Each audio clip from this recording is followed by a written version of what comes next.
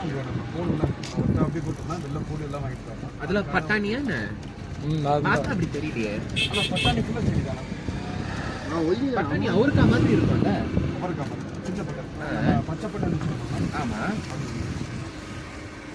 நானும் பால் மாமா வாங்கி சாப்பிடுவோம். அதான் இல்லை ஏன்னா நானும் பால் மாமா வாங்கி சாப்பிடுவேன். பச்சை பட்டாணி அதானே அதுதான் இது வேறடா. பட்டாணி சோறு பண்ணாங்க தெரியுமா தாத்தா? அந்த பட்டாணி.